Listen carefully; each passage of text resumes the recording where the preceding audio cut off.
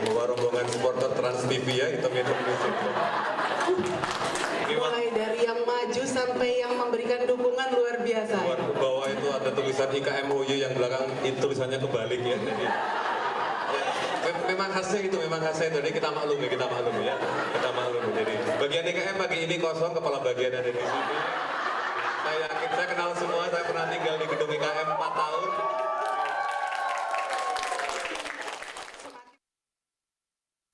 Ya, selamat sore semuanya. Assalamualaikum warahmatullahi wabarakatuh. Semoga Bapak Ibu Sobat Ngebreak sekalian dalam keadaan sehat walafiat dimanapun Anda berada. Ini saya tidak tahu, ngomong-ngomong masuk aja gitu Prof, karena MC-nya nggak segera nyaut, jadi supaya tidak sia-sia waktu kita, jadi saya nyolot saja masuk. Selamat datang dalam break, bicara tentang kualitatif. Tak terasa kita sudah memasuki sesi yang ke-15. Pada sore hari ini kita akan bersama dengan duo Prof kita yang gaul dan bergaya muda. Kita akan berjumpa bersama dengan Prof Yayi serta Prof Uut hari ini dengan topik peer debriefing. Pada sore hari ini selain spesial karena duet profesor, spesial yang lainnya adalah kami berharap Anda betul-betul mantengin sampai akhir di break kita yang ke-15 ini karena satu, akan ada foto-foto lucu, keren, seru, memorikal yang keluar dan hanya keluar di break saja. Jadi jangan dilewatkan. Yang kedua, pada sore hari ini kami akan menyajikan satu door prize sesuai dengan masukan dari Bapak Ibu Sobat Ngebreak di pertemuan kita pada saat evaluasi. Jadi pastikan Anda mengikuti hingga akhir dan ajukan pertanyaan-pertanyaan terbaik Anda yang akan kita pilih di akhir sesi. Baik, tanpa mengurangi banyak waktu lagi, saya akan serahkan waktu sepenuhnya pada moderator kita sore hari ini. Monggo Prof Uut. Terima kasih Mbak Sinta. Wah, ini MC gadungan apa MC yang asli nih? MC cadangan ini. Ya, Assalamualaikum warahmatullahi wabarakatuh, Sobat Break kalian. Cepet banget ya hari Jumat itu ya. Wah, hari yang memang dinanti-nanti. Baru kemarin rasanya Jumat, sekarang kok udah Jumat lagi gitu. Ya, alhamdulillah siang hari ini, wah ini tamu kita selalu spesial ya, dan kali ini spesial, personally spesial juga. Saya dan Prof Yayi itu kita berteman baik, dekat banget sih enggak juga gitu, tapi saya kira kita selalu enjoy momen-momen yang kita share bersama, banyak kesamaan, senang musik. Sejak SMP kita sudah berada di grup Bina Musika, Bu Yayi konduktor, saya main vibrafon kalau nggak salah. Waktu itu kita juara 1 ya Bu Yayi ya, nasional ya, waktu zaman SMP. Tapi Bu Yayi di SMP 5, saya di SMP 8 gitu. Kita jadi satu grup.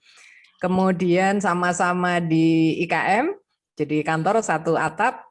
Sama-sama guru besar perempuan. Wah, ini biar menyemangati Sobat Break yang perempuan ini supaya juga bersemangat untuk jadi guru besar. Kemudian sama-sama suka olahraga ya Bu Yayi. Olahraganya mungkin beda. Oh, ada yang bareng adalah kita sama-sama olahraga Line dance. Menari line dance. Sebenarnya rambutnya juga dulu rambut saya lama pendek juga kayak Bu Yayi. Cuma sekarang sudah nggak kelihatan aja, tapi sebetulnya stylenya sama. Ya, ini perkenalan yang informal, yang formal. Bu Yayi ini ketua macam-macam gitu. Pokoknya ya kalau yang depannya perilaku itu urusannya pasti sama Prof Yayi gitu. Perilaku merokok kayak perilaku profesional sama Prof Yayi juga, perilaku kesehatan kepala departemen juga. Dan terakhir kita berjodoh di S3 ya, Prof Yayi ketua Komite Standar Akademik, saya ketua program studi. Baik, jadi ini beberapa hal. Nah, sebelumnya tadi sambil menunjukkan beberapa aktivitas, tadi ada mungkin kalau yang Sobat Break yang belum sempat bergabung bisa tayang foto pertama. Nah, bisa dilihat ya. Nah, itulah gaya Prof. Yayi, konduktor. Ya, konduktor yang sangat handal, sangat ekspresif. Ini saat itu momennya kita bikin konser live passion music menggalang dana untuk YKI. Nah, kemudian sebelum saya menunjukkan foto yang kedua, ini Bapak Ibu jangan kaget ya, saya nggak ada yang sakit jantungan ya di sini ya. Ini soalnya fotonya kadang-kadang kita berdua juga rada-rada gitu. Jadi hitungan ketiga tunjukkan ya fotonya, 1, 2, 3. Iya. Bapak Ibu, ini adalah wajah saya dan Prof. Yayi. Ini namanya acara bergodo, ya sebenarnya agak gila-gilaan gitu di Malioboro. Jadi ya ini sisi lain dari kami. Baiklah, terima kasih fotonya dan untuk tidak memperpanjang waktu, kita masih akan bahas tentang trustworthiness. Salah satu tekniknya adalah peer debriefing. Saya persilahkan Prof. Yayi, terima kasih.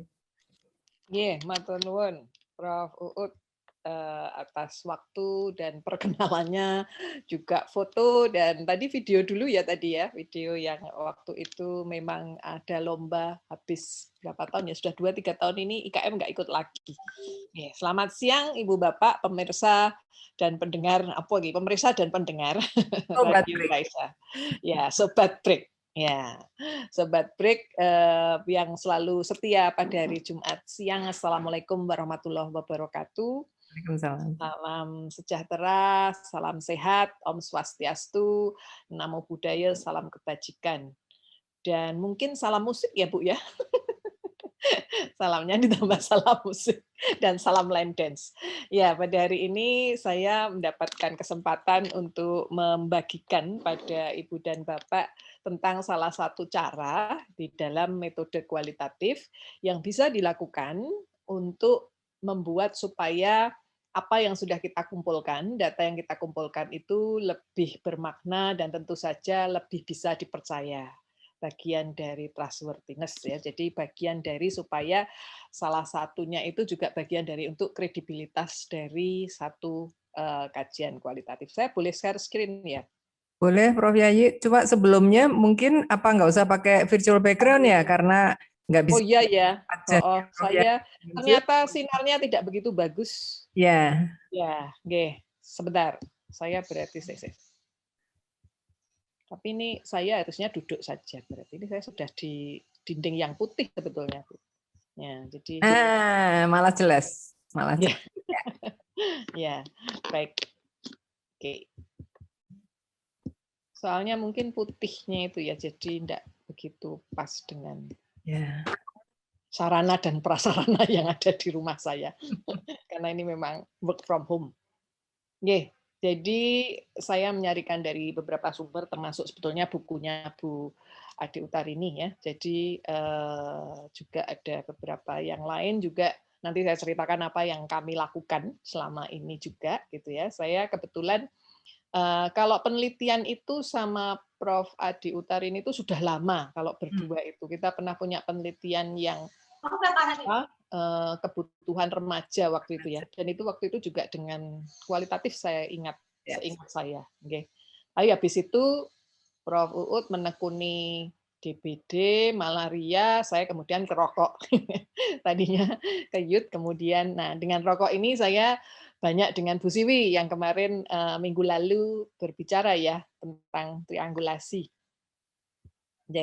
Jadi saya juga banyak belajar dari Bu Siwi juga selama penelitian karena latar belakang saya psikologi. Kalau psikologi itu mengenal kualitatif itu baru setelah saya lulus.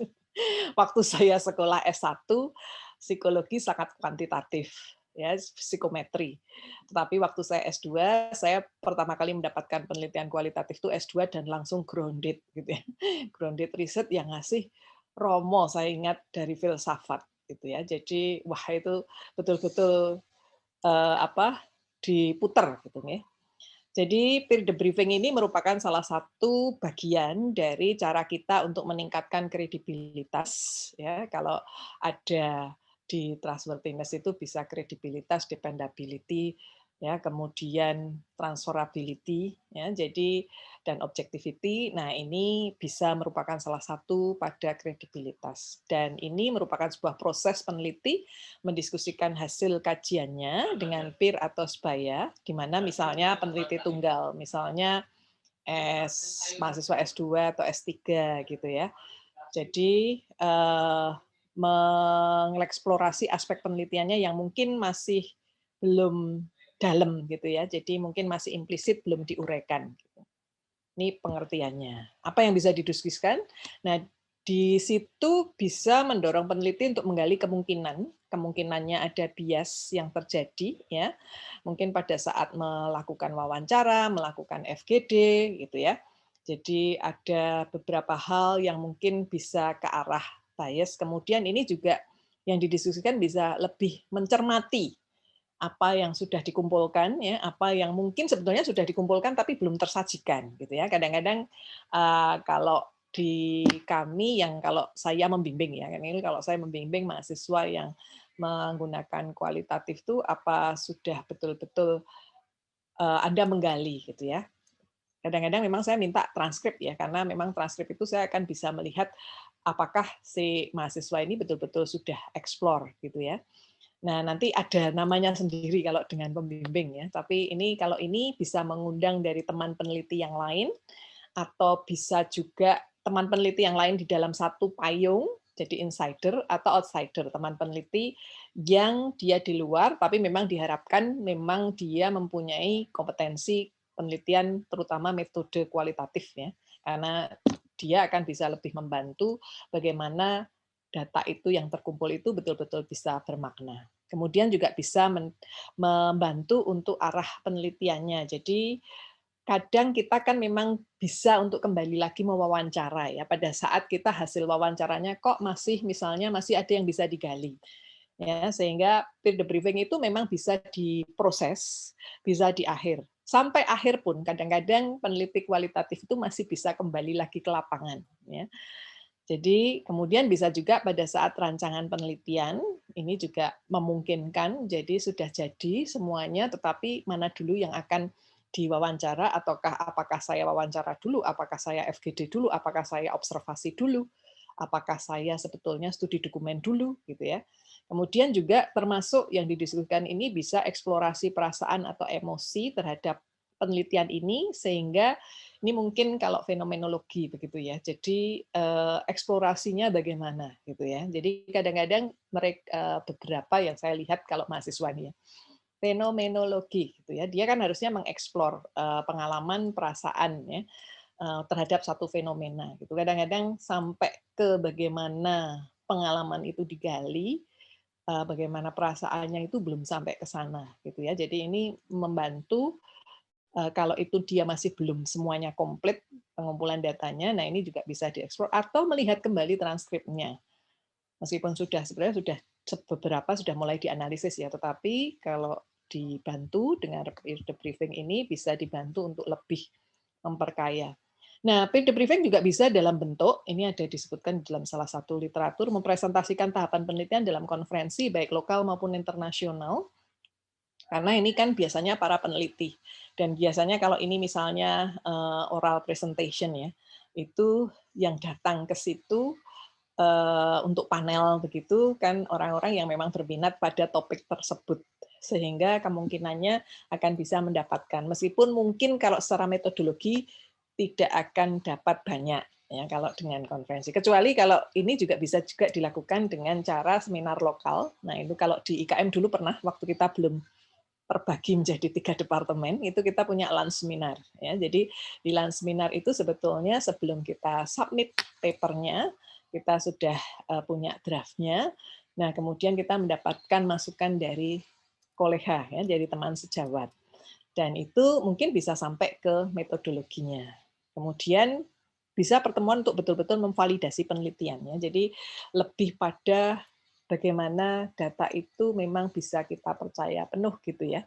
Jadi penggaliannya, kemudian melihat kembali mungkin hubungan antara satu informan dengan informan yang lain gitu ya. Bagaimana penelusuran dan kemudian kalau kita menggunakan yang mulai dari axial coding itu, mulai dari di situ juga bisa ditelusur gitu. Kemudian ini juga bisa berbentuk dengan kita mengundang peneliti yang senior, ya tentu saja yang punya pengalaman dan latar belakangnya mungkin bisa sesuai dengan topiknya, bisa enggak, tetapi mempunyai kemampuan, pernah punya pengalaman penelitian kualitatif, ya supaya dia bisa memberikan perspektif kritis terhadap hasil dan juga interpretasi alternatif pada data.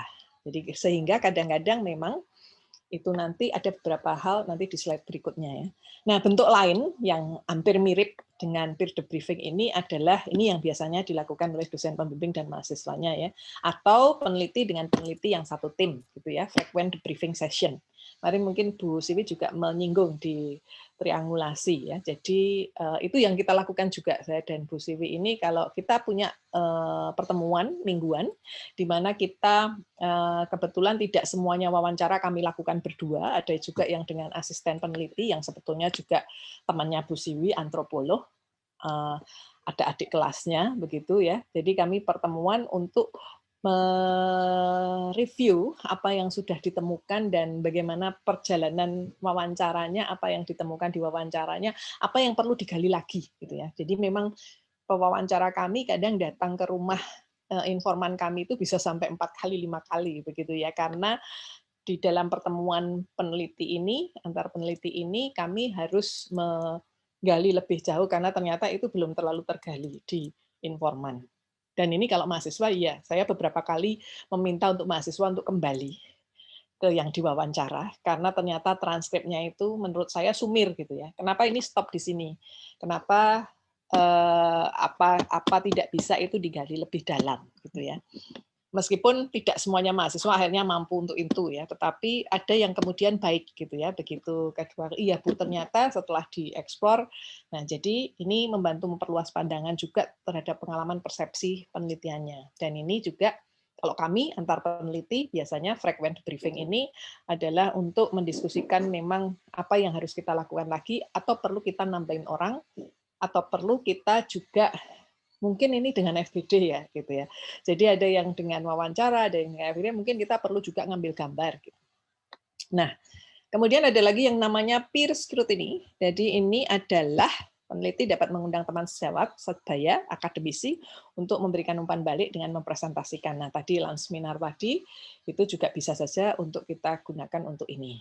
Masukan pada pertemuan bisa mulai penjelasan metode desain, dan ini memang lebih pada desain atau metodologinya gitu ya. Jadi supaya ini lebih akurat gitu. Nah, manfaat peer debriefing ini memang untuk bisa memberikan kesempatan pada peneliti supaya bisa bekerja sama dengan beberapa rekan peneliti yang punya perspektif yang tidak memihak atau netral, artinya yang dia memang bukan bagian ini kalau outside ya, outsider, tapi kalau insider itu pun bagaimana supaya kita ya kalau penelitian kualitatif itu kan harusnya memang pada saat kita wawancara pun kita harusnya tidak punya dulu prasangka-prasangka sebelumnya gitu ya. Jadi kayak apa ya? Kita harus betul-betul menggali ya, kita tidak memasukkan apa yang sudah kita pikirkan ya. Memang ada panduan tetapi kita pasti nanti jawabannya begini. Nah, itu yang tidak disarankan. Ya, jadi ini juga pada peneliti yang memang apa namanya netral gitu ya. Jadi misalnya kita perokok, wah kayak yang sering diwawancara perokok, mesti deh ngene. Nah itu bukan. Jadi ini perokok dan dia bukan juga misalnya adalah orang yang kita lihat memang untuk tema-tema yang kita teliti itu dia memang bisa memberikan pendapat yang objektif gitu ya. Nah partisipan peer debriefing ini bisa memberikan masukan mulai dari transkrip, laporan final dan metode secara umum gitu ya. Jadi tergantung kita keperluannya apa dan memang bisa di beberapa tahapan penelitian. Umpan balik ini akan meningkatkan kredibilitas dan menjamin validitas. Memang karena misalnya mengundang beberapa orang, ini kalau misalnya itu adalah peneliti-peneliti senior, mungkin yang perlu dipikirkan adalah ya semoga kalau itu bisa tidak terlalu banyak biaya ya, karena ini makanya kadang-kadang cuma dilakukan 1 kali, 2 kali begitu, tapi sebetulnya bisa secara beberapa kali, kalau penelitiannya cukup panjang bisa beberapa kali.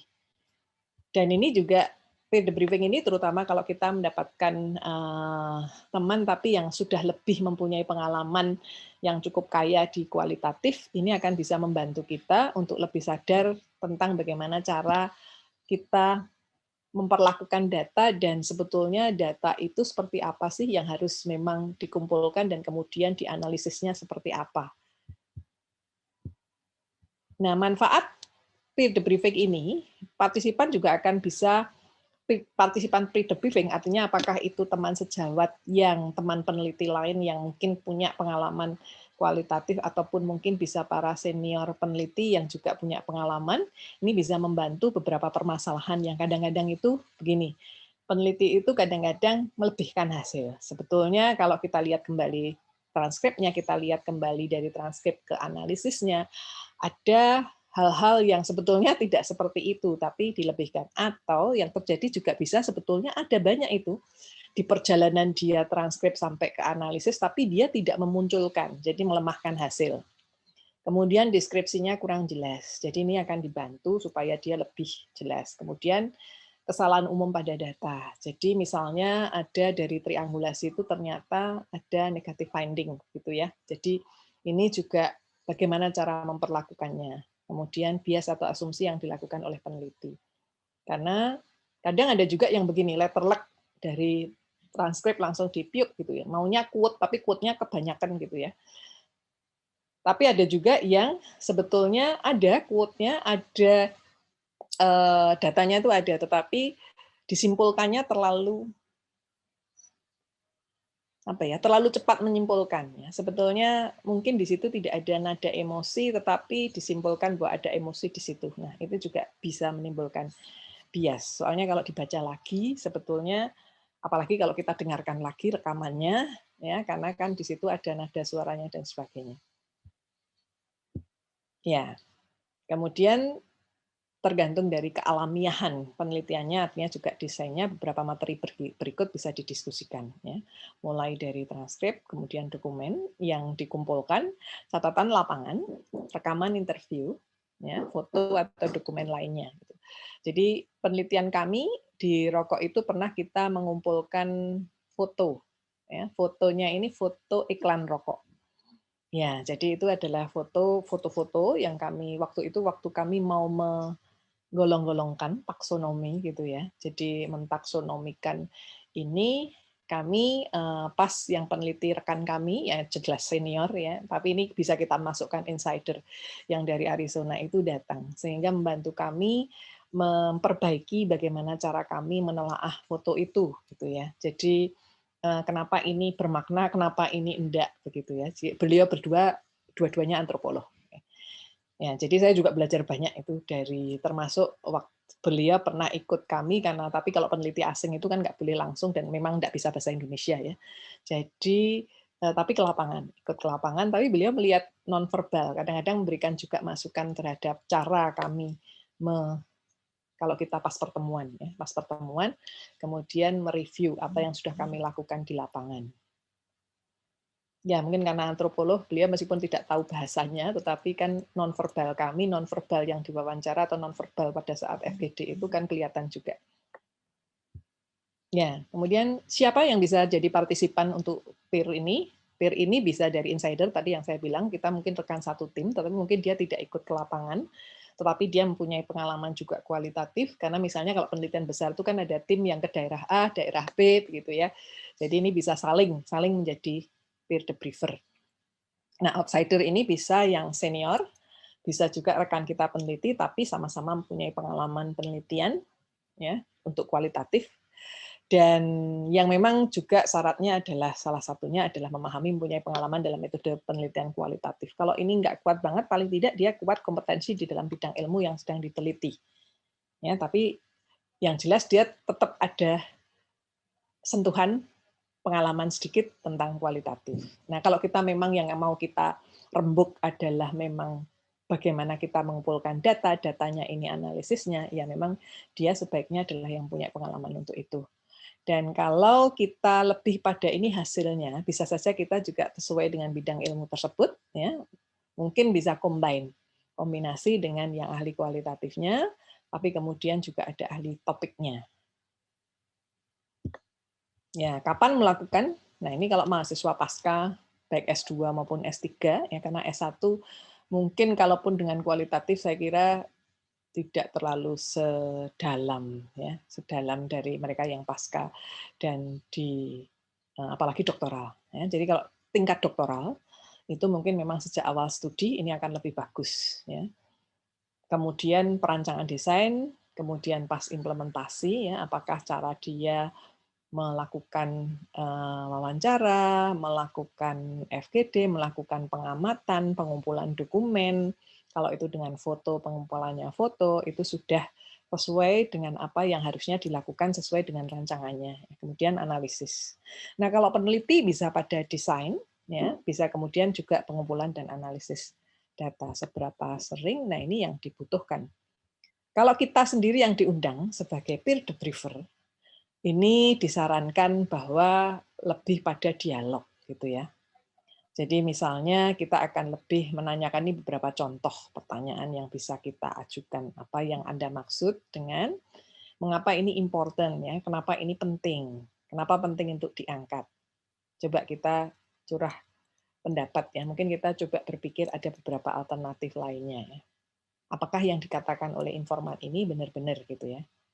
Ya, kemudian apa yang terjadi kalau, bagaimana kalau kita mendekatinya dengan cara ini? Karena misalnya kita belum dapat itu, ya jawabannya itu belum dapat gitu ya. Tapi ini misalnya bisanya ini diimplementasi ya, implementasi itu bagaimana caranya? Gitu ya.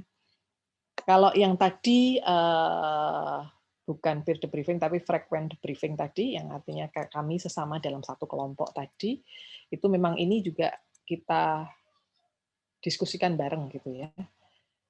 Jadi kadang-kadang Lincoln sama Guba ini juga menyarankan mungkin bisa dengan pertanyaan yang agak tidak, jadi apa ya namanya, devil advocate itu lebih ke pertanyaannya itu di luar ya, artinya yang berlawanan gitu ya. Ya. Okay. Challenge. Ya, challenge ya, menantang gitulah pertanyaannya. Nah, apa yang harus kita laporkan kalau kita melakukan itu? Ini adalah pelaporannya. Jadi siapa yang menjadi peer debriefer? Karena kalau nanti Anda lihat dikorek ataupun di SRQR, ya, jadi standar report for qualitative research itu memang kita harus detail ya. Kalau kita melakukan beberapa cara kita, kalau itu triangulasi sama siapa dengan apa, kalau dengan peer debriefing itu siapa yang diundang, ya. Kemudian ekspertisnya apa, ya, bagaimana itu balance dengan skill-nya, ya, kapan sesi itu dilakukan, ini kita laporkan, termasuk juga hasilnya.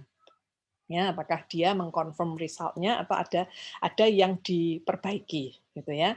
Terutama kemudian juga sama dengan dalam mengambil keputusan di metodologi, ya, apakah perlu ditambah informannya atau stop saja, informannya sudah cukup, gitu ya. Kemudian bagaimana hubungan antara debriefer dengan student atau researcher-nya kalau ini penelitinya. Dan kemudian ini bisa juga apa yang terjadi sesudah ada peer debriefing tersebut. Jadi ini perlu dilaporkan. Saya kira itu, Bu. Oh, ini yang tadi agak kelewat ya. Stage-nya, what and how, aspek apa yang prosesnya, kemudian apa hasilnya, terus dari peer debriefing itu misalnya kemudian membuat matriks, kemudian memperbaiki ininya, memperbaiki apa hasil rangkuman dari yang axial codes, kategori, sub-teams, kemudian menjadi teams, gitu ya. Mungkin ada sedikit perubahan di situ. Nah, itu yang kita laporkan. Saya kira itu untuk pemicu diskusi kali ini, Bu. Ya.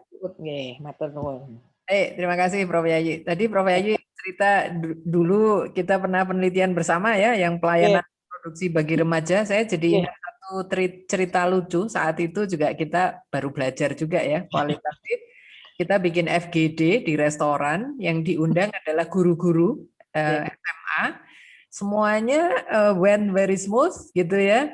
Direkam, everything was okay gitu. Terus giliran kita mau mentranskrip, mendengarkan itu, Ternyata suaranya adalah suara air terjun.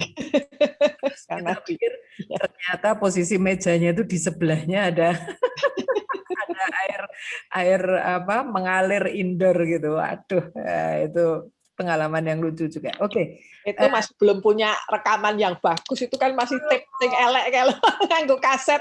Ya, pakai kaset biasa ya. Iya, pakai kaset. Kita juga masih sangat muda waktu itu. Iya. Ya, ini ada beberapa pertanyaan. Nah, mungkin sebelum biar menyemangati yang tanya juga, tadi Mbak Sinta sudah menceritakan akan ada banyak surprise. Saya mau menunjukkan sekilas. Jadi 3 minggu ini akan ada buku untuk yang beruntung. Yang pertama My Book. Tuh, nggak kelihatan. My Book gitu ya, buku kualitatif. Yang kedua ini nggak kelihatan ya. Yang Mundur, Bu. mundur ya. Nah, gitu. Nah, kita sekarang. Kita bukan sekadar angka, tulisan 55 perempuan termasuk saya. Saya menceritakan bagaimana saat-saat terakhir suami saya ada di sini. Kemudian buku yang ketiga adalah buku yang bercerita tentang ya berbagai cerita lucu dan juga keteladanan dari Prof. Iwan. Ya, itu untuk menyemangati. Oke, kita mulai dengan pertanyaan pertama ini dari Mas Uri. Wah, ini sobat break yang sangat konsisten datang ya. Apa tantangan yang paling sering dialami mahasiswa saat membuat transkrip atau mungkin saat wawancara ini maksudnya ya, sehingga harus kembali wawancara untuk meningkatkan kualitas data? Itu pertanyaan. Langsung dijawab. Langsung aja. Oke, ya mahasiswa yang memang penelitian kualitatif itu memang betul, Pak Wuri, ya harus ada jam terbang, tapi bukan berarti mahasiswa tidak bisa. Makanya memang perlu ke lapangan gitu ya.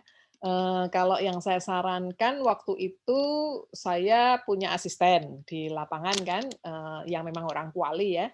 Jadi bisa berdua dulu dengan dia gitu ya. Kemudian lihat dulu caranya. Kemudian sesudah itu nyoba sendiri ya mungkin pada informan lainnya, kemudian atau informan yang sama tapi melanjutkan gitu ya, tapi masih didampingi gitu ya. Nah, kalau itu tidak ada ya enggak apa-apa, sebetulnya sudah dengan panduan yang ada dicoba dulu, ditranskrip, kemudian nanti bisa didiskusikan dengan pembimbing. Kalau pembimbing bilang ya seperti saya biasanya ini kok cuma stopnya sampai sini, ya Anda kembali lagi, ya kembali lagi gitu ya. Dengan demikian itu memang itulah caranya mempelajari. Sama dengan saya dulu juga belajarnya juga begitu. Saya baca yang transkrip saya baca transkripnya Bu Siwi karena beliau adalah antropolog ya. Psikolog sama antropolog itu ada perbedaannya sedikit ya. Waktu itu kita lucu, kita punya dokter yang kebetulan bukan Bu Uut ya, ini lainnya. Dokter, kemudian saya psikolog sama Bu Siwi gitu ya. Kita baca transkrip dengan panduan yang sama, yang dokter ini yang paling singkat gitu ya. Karena mungkin saya juga paham, karena kalau anamnesis itu kan ya to the point, sudah dapat ya sudah gitu ya. Psikolog itu sebenarnya hampir mirip dengan dokter, karena kalau sudah dapat dinamika psikologinya, kalau sudah dapat ya sudah. Nah, Bu Siwi itu wong ya wis dijawab kok ya saya ditakokke meneh gitu ya, masih ditanya lagi gitu ya. Jadi memang kita belajar dari transkripnya. Ya, supaya kita bisa tahu seberapa jauh kita itu harus menggali, karena dengan membaca transkrip itu oh iya sebetulnya saya bisa bertanya lebih dalam lagi soal hal ini. Kenapa saya terus lompat pada pertanyaan yang sesudahnya. Jadi jangan putus asa gitu ya, karena sebetulnya itu juga kalau kita kemudian kembali lagi, makanya saya selalu pada saat mengajar wawancara gitu ya. Pada saat wawancara mendalam itu kita bilang bahwa kita kemungkinan akan datang lagi. Ya, meskipun itu nanti ternyata sudah cukup, tidak apa-apa. Tapi kan kita sudah ada antisipasi. Begitu kita datang lagi, nah kemungkinannya juga kita belajar dua ya. Satu, kita akan lebih memperdalam. Yang kedua, kemungkinan yang wawancara pertama itu si informan ini belum terlalu terus terang. Pada wawancara kedua, karena dia sudah lebih nyaman, dia akan bisa bicara lebih, gitu ya. Jadi yang diwawancara itu kan kadang-kadang juga perlu bukan perlu, tapi dia merasa bahwa iki sakjane sebetulnya itu mau nanya apain sih? Ya, apakah saya perlu memang terus terang sama dia? Gitu ya. Jadi kalau kita tidak bisa menegakkan itu, makanya Terus hasilnya adalah mungkin yang saya bilang sumir tadi ya, belum sampai menggali lebih dalam. Jadi memang ya terus belajar Pak, dan transkrip itu hal yang utama selain untuk data juga untuk pembelajaran sendiri si peneliti ya. Oke, jadi itu poin penting saya kira. Jadi satu wawancara kita buat transkrip, kemudian ketika kita membaca lagi, mungkin baca sendiri atau berdiskusi dengan pembimbingnya, itu termasuk cara untuk meningkatkan sensitivitas, meningkatkan keterampilan kita wawancara ya. Bisa juga Sobat Break melakukan itu ketika di pilot uji coba panduan. Kalau kuantitatif itu kan ada uji coba kuesionernya. Ini uji coba panduan ya, Prof. Yayi ya. Uji cobanya sebetulnya untuk panduannya sama untuk pewawancaranya. Oh, ini kalau sudah lanyah, sudah lancar gitu, nah itu mungkin berarti sudah lebih confident ya. Oke. Iya. Nah, ini bicara di situasi pandemi nih, Prof. Yayi. Kan kalau di pandemi itu ya kita nggak bisa apa luxury untuk kemudian ngobrol ketemu langsung gitu ya, tapi terus ya by phone atau mungkin video call atau Zoom ya. Nah, lalu peer debriefingnya gimana nih, Prof. Yayi? Itu pertanyaannya. Ya ini tantangan karena kemarin kami tahun lalu itu kami melakukan focus group discussion dengan daring. Itu memang ya rasanya tidak tidak puas. Orang gitu ya. Iya, tidak puas ya. Saya kebetulan kalau pas daring ini saya belum melakukan peer debriefing ya, karena ya itu tadi FGD kami pun rasanya enggak puas gitu ya. Jadi mungkin itu tantangannya. Tetap bisa saya kira ya. Di FGD pun waktu itu juga tetap bisa ya. Kami mau membuat satu kegiatan, tapi sebelum kegiatan itu kami pengen eksplorasi dulu kan. Jadi kita FGD dulu. Dan itu ternyata memang ya tidak mudah mengendalikan focus group discussion di mana di masa yang ataupun dengan cara daring ya, sehingga peer debriefing ini juga tetap bisa sih saya kira, karena peer debriefing itu tidak harus banyak orangnya ya, bahkan si di Lincoln atau di satunya ya itu satu orang pun bisa ya, tapi lebih dari satu bisa disarankan. Jadi sehingga kalau demikian kan kalau Zoom ataupun dengan Gmeet yang 4 orang dan itu memang mereka dikirimi dulu apa yang akan didiskusikan, saya kira tetap akan bisa worthy ya yang dilakukan ya. Karena kita nggak punya pilihan nih, wawancara mendalam pun ini beberapa mahasiswa saya juga akhirnya secara daring ya. Daring, iya.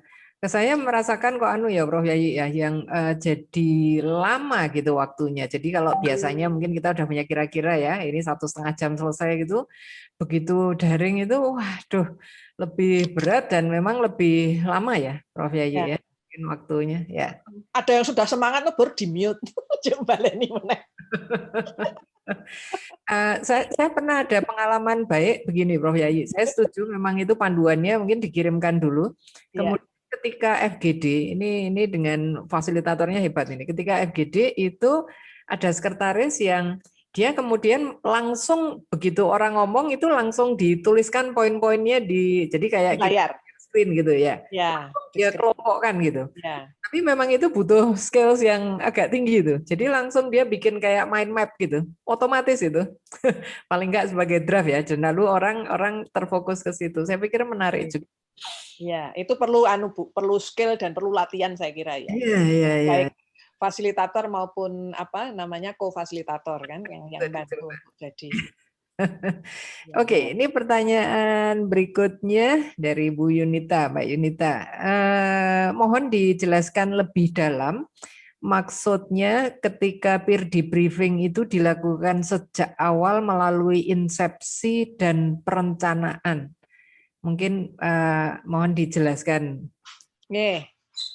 Terima kasih Bu Yunita. Jadi itu di awal ya. Ini bisa jadi mungkin malah mahasiswa kalau ini S3 belum sampai seminar proposal kompre ya, kalau di kita namanya kompre ya. Jadi sebelumnya kita mengundang ya mungkin adalah orang yang memang kalau di perencanaan saya pikir akan lebih pada orang yang memang paham metodologi atau metode kualitatif ya. Jadi supaya apakah misalnya desain saya ini saya mau wawancara ke ini dan memang wawancara yang benar ataukah ini bisa FGD atau saya memang studi pada dokumen dulu gitu ya.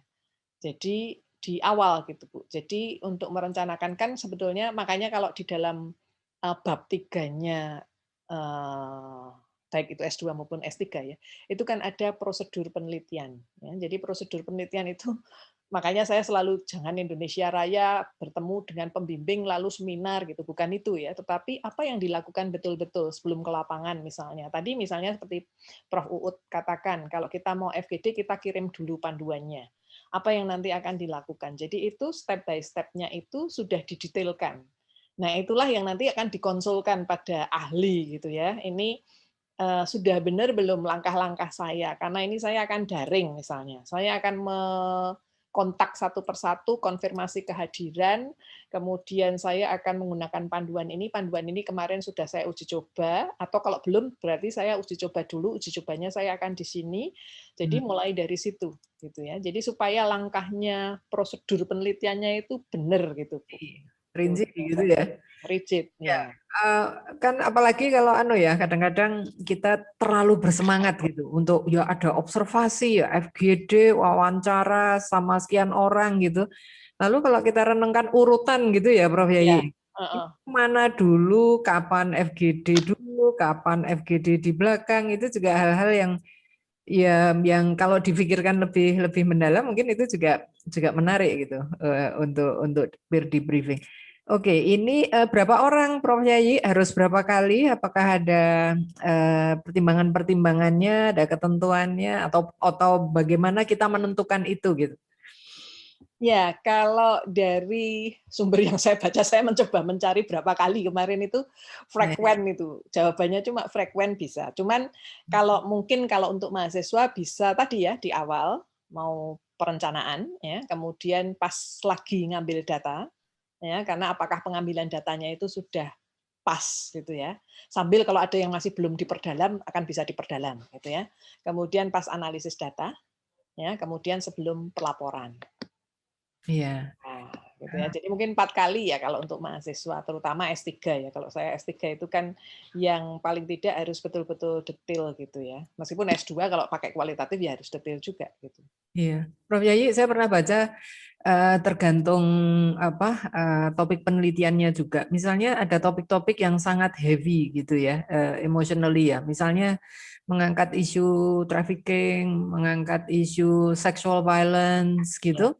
Itu bisa cukup intens tuh peer debriefingnya karena ibaratnya seperti penelitinya butuh menetralkan juga ya, selain kualitas data kan juga kita nggak ingin terlalu terlibat emosionalnya gitu ya. Emotionally gitu ya.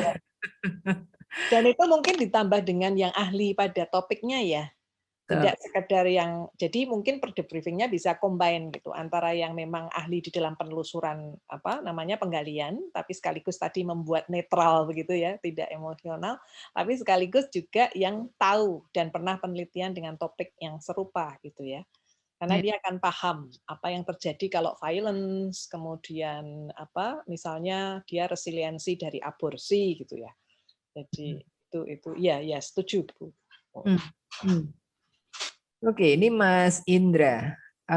Bagaimana tips untuk menghindari leading questions? Karena terkadang kita larut dalam wawancara yang masih implisit. Wah, saya nggak mudeng ini wawancara yang masih implisit. Untuk peer debriefing, apakah mengharuskan yang memang ahli di topik penelitian atau bisa yang penting memahami kualitatif secara umum? Ya, baik. Kalau yang menghindari leading itu juga, ya ini juga latihan juga ya. Artinya juga harus bisa menempatkan betul-betul, kadang-kadang kita orang kesehatan tuh ya gatel gitu ya. Kita mau wawancara bagaimana perilaku sehari-harinya tentang hidup sehat gitu. Ya wong iki orang hidup sehat gitu ya. Jadi ya kalau mangkel. Olahraga itu apa? Atau misalnya kalau saya ketemu sama perokok itu betul-betul harus tahan mental. karena jawabannya itu betul-betul kadang-kadang di luar dugaan, dalam tanda petik meremehkan gitu tuh ya ada gitu ya, sehingga kita berarti Bapak nggak setuju ya, itu kan terus bisa muncul begitu saja memang di dalam wawancara gitu ya, karena kita sudah gatel gitu kan, Bapak nggak Dan setuju. kemudian tiba-tiba kita berubah peran jadi konselor ya Bu Yai. Nah, Ya tuh, jadi ini kan edukator, iya, jadi edukator. Saya ingat waktu kita mau rekrut ini, kami waktu itu tidak kita butuh pewawancara yang struktur biasanya. Sebetulnya ini struktur bukan yang kuali ya. Kita sendiri yang lakukan. Waktu itu ada penelitian di Lombok, kemudian kita merekrut sebagian yang mendaftar itu memang punya latar belakang kesehatan, Bu. Waktu kita rekrut itu kan kita minta untuk simulasi wawancara itu sebagian itu juga belum sampai habis menanyakan itu sudah edukasi. Nah, Jadi jadi kadang-kadang sudah terjerat di situ. Jadi kita harus benar-benar kalau kita di lapangan, apalagi kita wawancara yang kualitatif, kita harus benar-benar waktu itu kita pengen tahu, ya, dan kita panduan itu yang akan memandu kita, tapi kita juga harus bisa merem ya bahwa apapun yang dikatakan dia itu kita pengen tahu lebih banyak gitu. Ya. ya. Kemudian tadi yang pertanyaan berikutnya tadi apa tadi Bu? Apa jenenge? Tadi sudah berapa? Oh, mana tadi ya? Sebentar. Hilang wis sudah ada ini loh. Oh iya. Mengharuskan ahli tadi bisa combine Pak. Dan tadi kalau tadi seperti yang dikatakan Prof. Uut tadi bahwa topik kita itu heavy gitu ya. Itu mungkin kita perlu juga orang yang ahli terhadap topik itu, dan keahlian metodenya juga menurut saya harus yang memang yang kompeten ya. Karena kalau sudah isu sensitif itu memang kita perlu strategi untuk wawancara, untuk kita memperlakukan informan kita gitu ya. Itu secara etik juga gitu ya. Jadi itu diperlukan untuk itu. Kalau ini tidak terlalu sensitif ya, misalnya saja ya bagaimana evaluasi sebuah program promosi kesehatan gitu ya. Ya mungkin kalau kita dengan kualitatif, yang orang kualitatif yang general enggak apa-apa sih, karena itu evaluasi program yang tidak terlalu topiknya itu mungkin kalau orang yang belum terlalu memahami promosi kesehatan dengan dalam sekali masih bisa lah gitu ya. Tapi kalau resilience tadi ya KDRT gitu ya, itu kan topik yang ya heavy. Ya, salah satu teknik di briefing tadi yang disebutkan adalah conference. Apa pertimbangan menggunakan teknik ini? Karena perlu effort dan biaya yang besar saya kira. Dan tidak mungkin hasil satu transkrip terus kita konferensikan. Jika konferensi ini dilakukan setelah semua transkrip sudah tersedia, ada masukan terkait dengan misalnya pertanyaan kurang pas, apakah kita harus kembali ke partisipan untuk ambil data lagi? Ini penelitinya bisa mutung nggak ya? Wah. Ya, tentu saja conference itu akan kita lakukan atau kita ikuti, karena tidak harus konferensi yang dilakukan oleh peneliti sendiri ya. Jadi kita bisa mengikuti conference yang mungkin memang muatan kualitatifnya dan muatan pada topik kita itu ada gitu ya. Jadi bukan conference yang general. Kadang-kadang kan ada konferensi public health gitu kan. Kan itu general. Meskipun nanti ada panel mungkin tidak terlalu dalam, tapi ada juga conference yang sudah ibu dan anak. Sementara penelitian kita memang tentang itu, ya, sehingga itu bisa digunakan. Jadi tidak harus kita yang menyelenggarakan. Ya, kalau kita mau menyelenggarakan itu mungkin lebih ke lunch seminar, dan menurut saya kalau zaman sekarang ini yang lebih murah kan kita nggak perlu ngasih makan pakai daring, gitu ya. Kita undang beberapa teman atau ahli yang ada di sekitar kita, bahkan kita bisa luar kota kalau kali ini ya. Jadi itu, dan tidak hanya satu transkrip ya, artinya sudah beberapa transkrip ataupun sudah dalam proses yang sudah mulai analisis data misalnya begitu ya. Jadi itu yang untuk conference ya. Kemudian kalau ada masukan kemudian harus kembali, apakah harus kembali ya. Nah, itu kalau ini dari peer debriefer dan ini Anda adalah mahasiswa, menurut saya dikonsulkan lagi dengan pembimbing. Ya, karena nanti bagaimana pandangan dari pembimbing, apakah memang harus atau itu kita anggap sebagai keterbatasan. Seperti misalnya yang diwawancara ini adalah tokoh-tokoh yang dapat wawancara dia aja sudah lumayan gitu ya. Nanti kalau disuruh ngulang lagi akan susah ya. Tapi kalau ini adalah orang yang memang kita agak mudah untuk kita mendapatkan kembali, ya apa salahnya masukan dari peer debriefernya itu kita akomodasi sesudah kita diskusi dengan pembimbing. Iya. Terus peneliti kualitatif kalau mutungan ya repot ya, karena iya. karena kan kita tuh nggak mengejar, misalnya ditulis di proposal ada 10 orang terus pokoknya asal 10 orang diwawancara rampung gitu kan, nggak seperti itu ya. Kita betul-betul melihat ini kita sudah mudeng belum ya, bahkan kita sering mengatakan bahwa 10 itu kalau masih ada informasi yang ini kok saya belum pernah dengar gini, ini baru ini ya, itu berarti wawancaranya masih harus diteruskan. Jadi ya semoga jangan mutungan gitu. Iya, setuju. Apalagi kalau nanti pembimbingnya yang mutung, wah ya udah repot lagi. Oke, Mas Nur, ini kayaknya tadi, ini Mas apa Mbak ya, maaf. Tadi pertanyaannya sudah dilontarkan ya, jadi nanti bisa dilihat lagi. Nah, patokannya bukan patokan 1, 2, 3, 4 gitu ya, nanti bisa didengarkan lagi.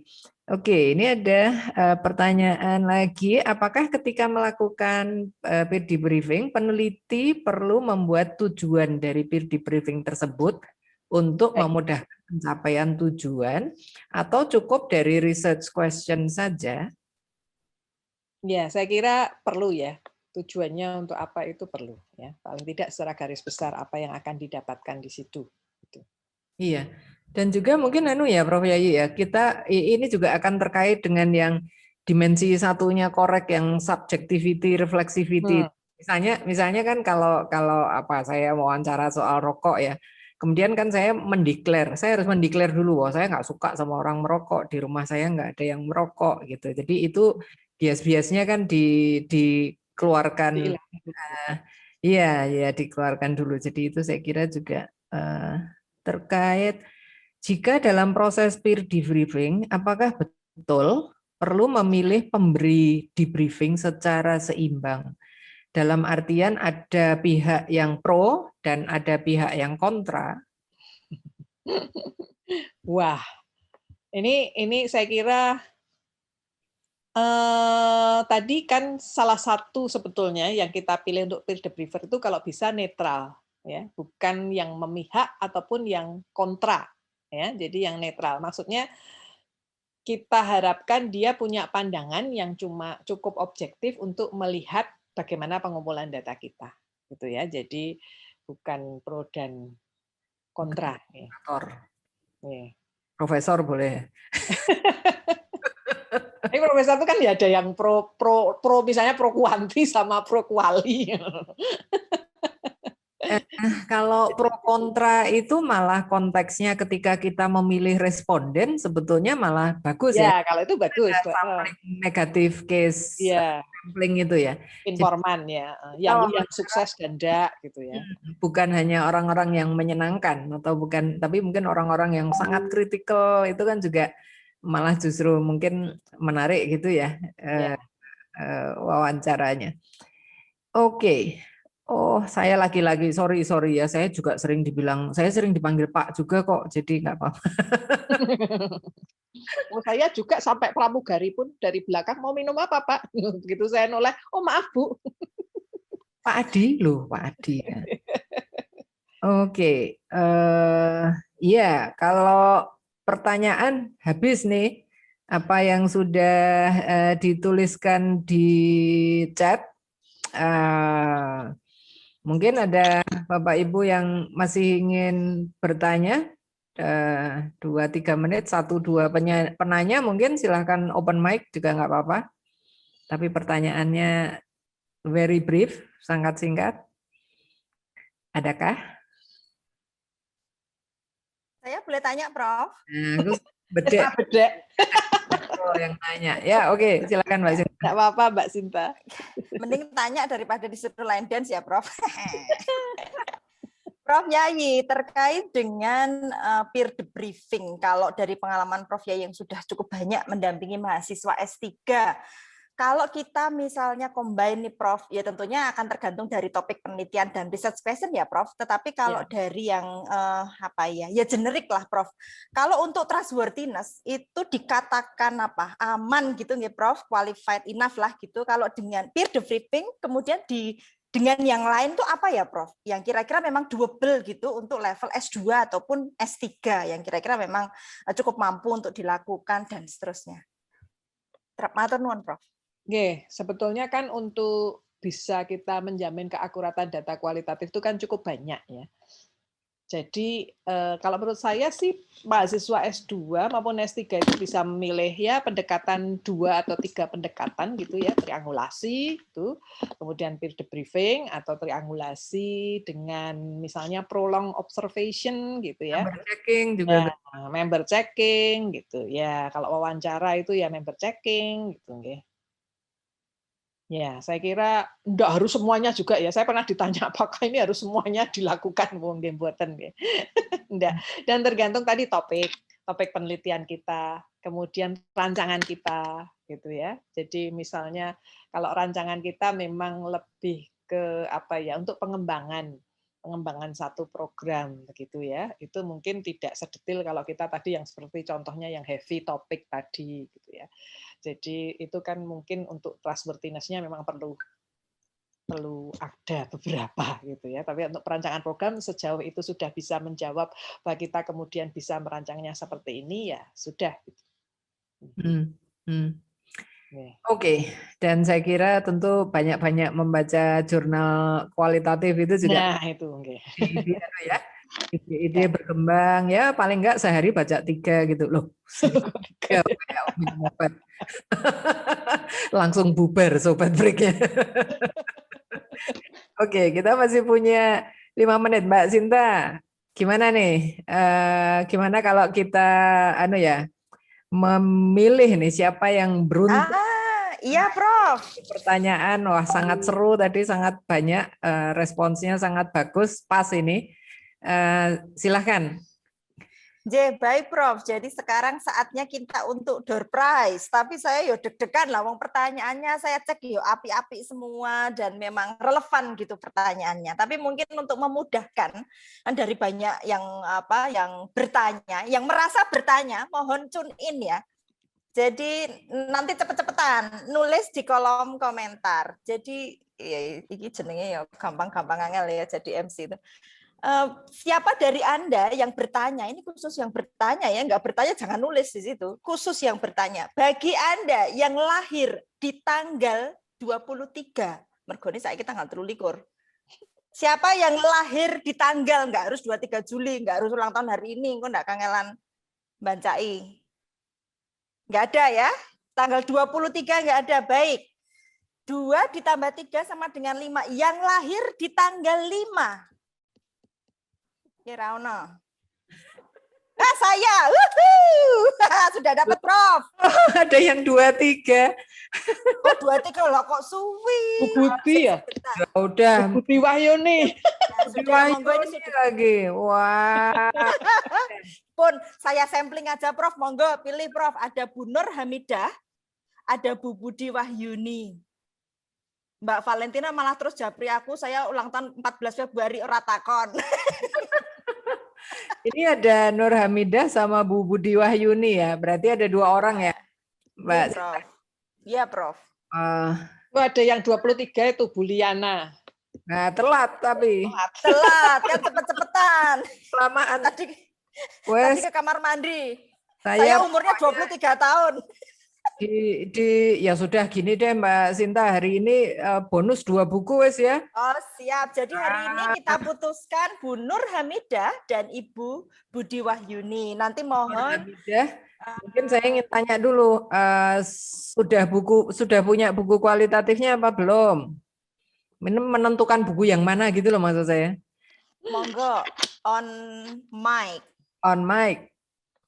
Oh, Bu Budi Wahyuni langsung ngunci loh, alhamdulillah sudah ngunci ini Bro. Mana tadi ya, yang Nur siapa tadi? Ibu Nur Hamidah. Bu Nur Hamidah, apakah sudah? Oh, belum Prof, belum. Oke, kalau belum mungkin Nanti kita kirimi, tolong menulis nomor teleponnya. Nanti kita akan mengirim buku ini, my book, gitu ya. Kita kirim ke Bu Nur Hamidah. Silahkan menulis nomor teleponnya.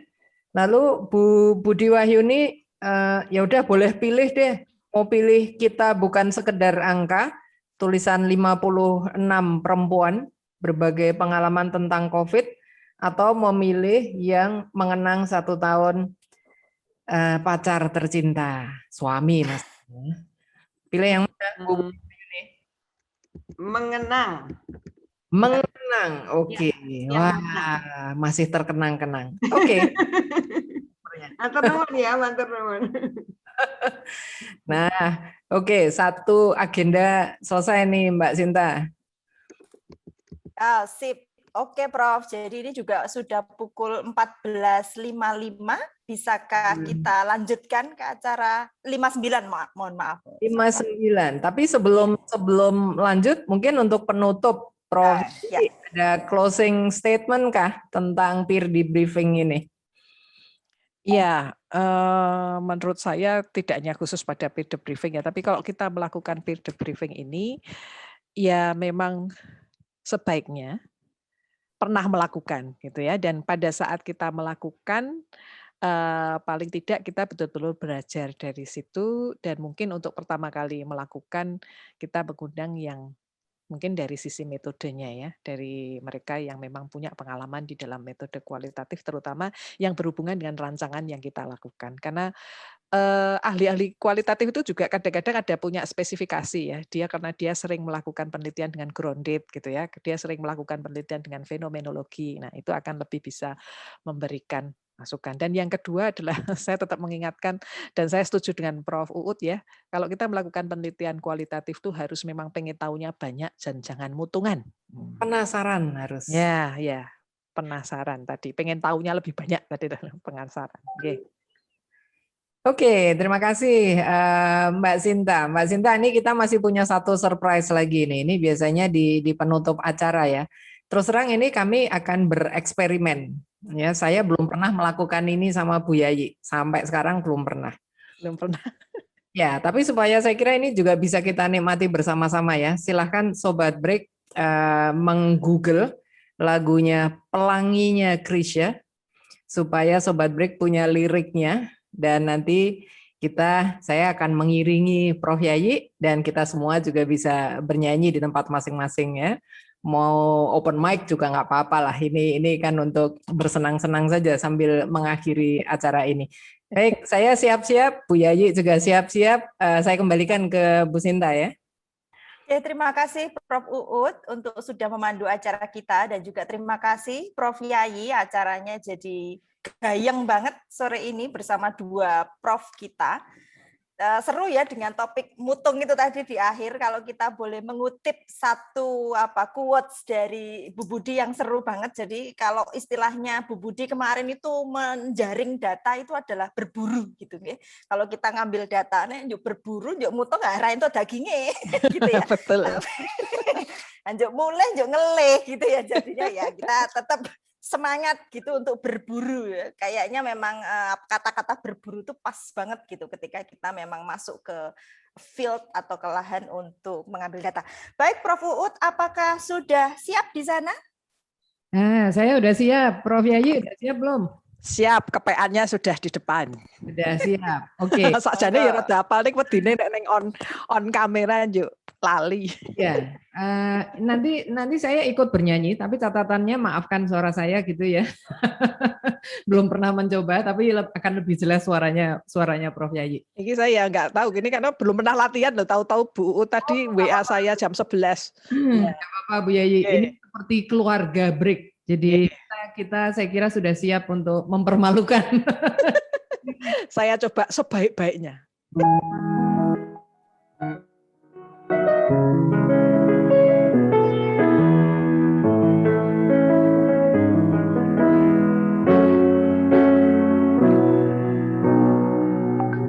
Bagaikan langit pelangi.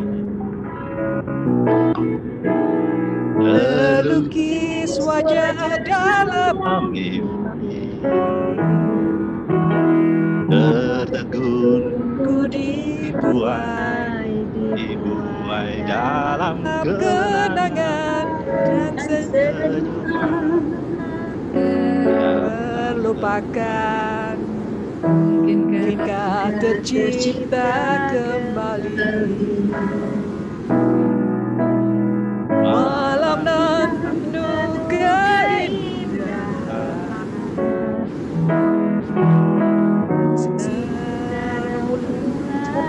rasa hangat menyatu tubuh di antara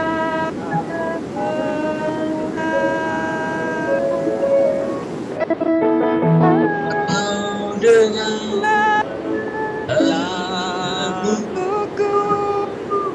dalam simfoni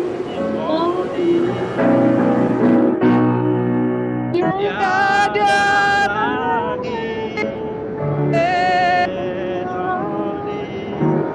dapat ku cipta tanpa senyummu.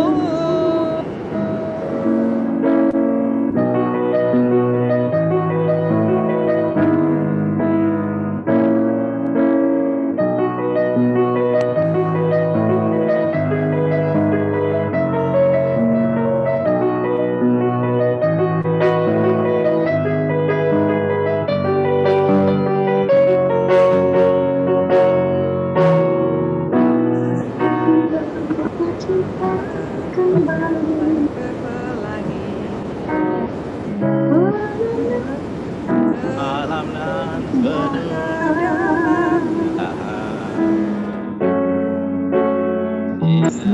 rembulan terasa, oh hangat menyentuh di antara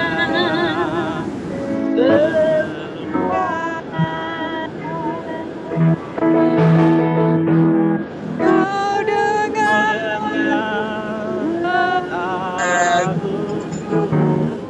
dalam simfoni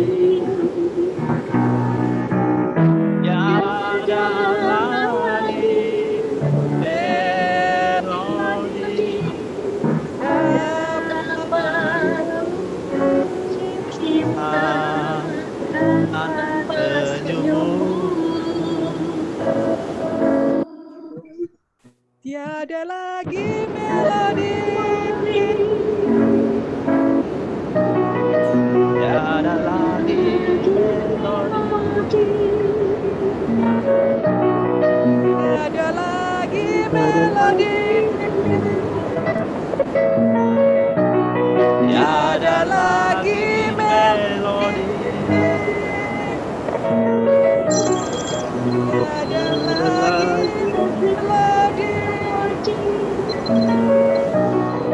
tiada lagi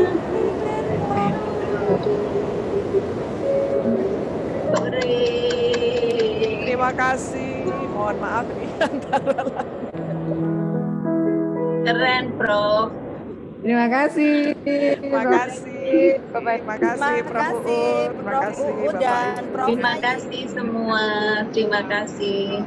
Jangan lupa untuk hari ini kita tetap ada kuis ya. Jadi kuis bisa ditayangkan Mbak Lia sesuai dengan kegiatan kita di break setiap minggunya. Anda semua dapat mengikuti kuis dengan link yang sudah ada dalam chat ataupun di dalam layar dari break yang ke-15.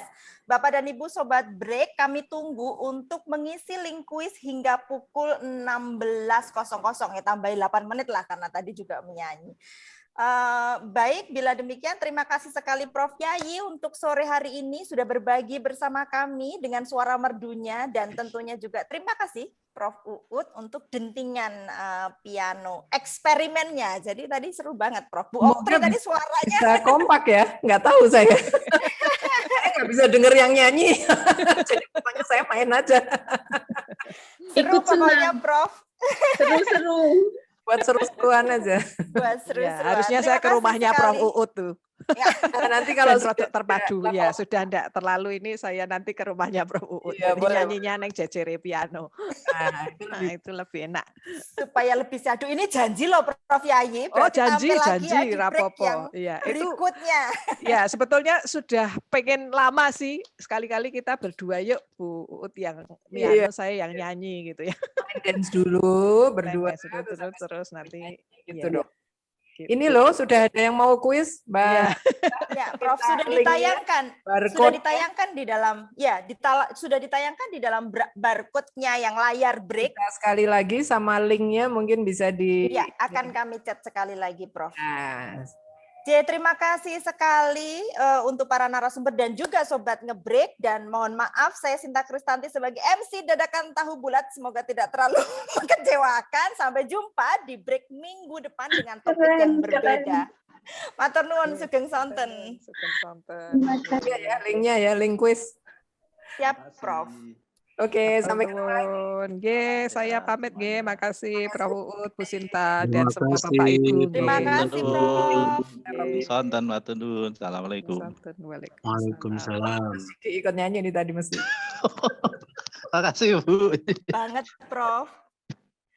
Saya tak nyari link kuis dulu, Tuh, Prof. yang penolongnya itu Mas Didi malahan ya. Dan Bu Oktri tadi semangat juga menyanyinya.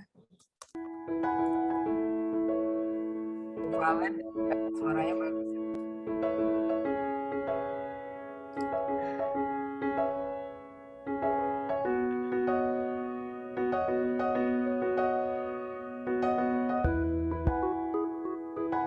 Nomornya Mbak Nur tadi sudah ya. Sampun, Prof. Ini saya yang linknya belum nemu ya, Prof. Sebentar. Ada di layar sih sebenarnya, di-scan bisa. Ada ID. Tapi saya nggak bisa copy paste. Oh ya, saya lihat saja. Ya. Ah, itu sudah ada. Oke. Sip. Oke, Prof. Terima kasih, Prof. Selamat sore.